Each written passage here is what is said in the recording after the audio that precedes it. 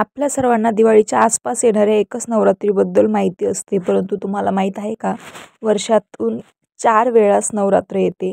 तर त्या कोणकोणत्या आहेत त्यांची माहिती संपूर्ण या व्हिडिओमध्ये तुम्हाला मी आज सांगणार आहे.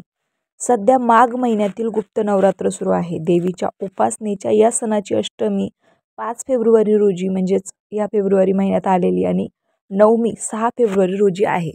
नवरात्रीच्या या 2 तिथींना खूप महत्त्व आहे. ज्यांना नवरात्रीच्या पहिल्या 7 दिवसात देवीची पूजा करणे शक्य झाले नसेल, त्यांनी अष्टमी आणि नवमीला देवीची पूजा केली तर त्यांना संपूर्ण नवरात्रीत पूजा केल्याचे पुण्यफळ मिळू शकते, अशी श्रद्धा आहे. नवरात्र वर्षातून 4 वेळा येते. कॅलेंडरमध्ये नवरात्र वर्षातून 4 वेळा येते. माघ, चैत्र, आषाढ आणि अश्विन महिन्याच्या शुक्ल पक्षामध्ये. यापैकी माघ आणि आषाढ महिन्यातील नवरात्र गुप्त आहेत. गुप्त साधना करणाऱ्यांसाठी आहे. गुप्त नवरात्र हा सर्वोत्तम काळ आहे. नवरात्रात भगवती देवीच्या 9 रूपांची पूजा केली जाते, तर गुप्त नवरात्रीत 10 महाविद्यांचे पूजन केले जाते. या 10 महाविद्यांची नावे आहेत: काली, तारादेवी, छिन्नमस्ता, षोडशी, भुवनेश्वरी, त्रिपुर भैरवी म्हणजेच त्रिपुर सुंदरी, धूमावती, बगलामुखी, मातंगी आणि कमला. नवरात्रात प्रतिपदा तिथीपासून व्रत सुरू करणाऱ्या बरोबरच शुभ मुहूर्तात कलश स्थापन करण्याचाही नियम आहे.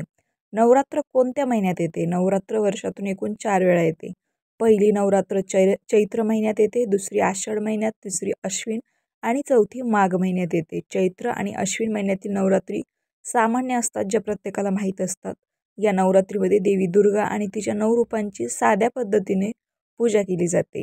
आषाढ आणि माघ महिन्यात गुप्त नवरात्र म्हणतात. या नवरात्रीमध्ये देवी सतीच्या 10 महाविद्यांसाठी गुप्त विधी केले जातात. तंत्रमंत्रांशी संबंधित लोकांसाठी गुप्त नवरात्रीचे महत्त्व अधिक आहे. ऋतू आणि नवरात्रीचा संबंध काय? नवरात्र वर्षातून 4 वेळा येते आणि देवीच्या उपासनेचा हा उत्सव 2 ऋतूंच्या संक्रमण काळात 4ही वेळ साजरा केला जातो. ऋतूंचा संधिकाळ म्हणजे एका ऋतूच्या प्रस्थानाचा आणि दुसऱ्या ऋतूच्या आगमनाचा काळ. चैत्र महिन्यात हिवाळा संपतो आणि उन्हाळा सुरू होतो. आषाढमध्ये उन्हाळा संपतो आणि पावसाळा येतो. अश्विन महिन्यात पावसाळा संपतो आणि हिवाळा येतो. माघ महिन्यात हिवाळा संपतो आणि वसंत ऋतू येतो. ऋतूच्या संक्रमण काळात उपवास केल्याने केवळ धार्मिक फायदे मिळत नाहीत, तर चांगले आरोग्य देखील मिळते.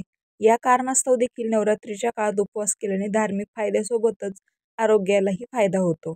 आता बघूया नवरात्रीत उपवास केल्याने काय फायदे होतात. आता ऋतू बदलाचा काळ आहे आणि जेव्हा जेव्हा ऋतू बदलतो तेव्हा बहुतेक लोकांना सर्दी, पोटाशी संबंधित आजार, अंगदुखी, गॅस आणि अपचन यासारखे मोसमी आजार होऊ लागतात. या आजारांपासून बचाव करण्यासाठी खाण्यापिण्याच्या सवयीबाबत विशेष काळजी घ्यावी लागते. ऋतू बदलाच्या वेळी खाण्यापिण्याच्या सवयीमध्ये संयम राखणे अधिक महत्त्वाचे असते. त्यामुळे नवरात्रीच्या दिवसात उपवास करणे अधिक महत्त्वाचे असते. आयुर्वेदात आजार बरे करण्याच्या अनेक पद्धती सांगितल्या आहेत. यापैकी एक मुख्य पद्धत वगळणे आहे. लंघन पद्धतीनुसार रुग्णाला उपवास करण्याचा सल्ला दिला जातो. उपवास केल्याने पचनसंस्थेला आराम मिळतो आणि आपले शरीरात असलेले न पचलेले अन्न ऊर्जेसाठी वापरते. पचनक्रिया सुरळीत झाली की अनेक रोगही दूर होतात. रामकृष्ण हरी.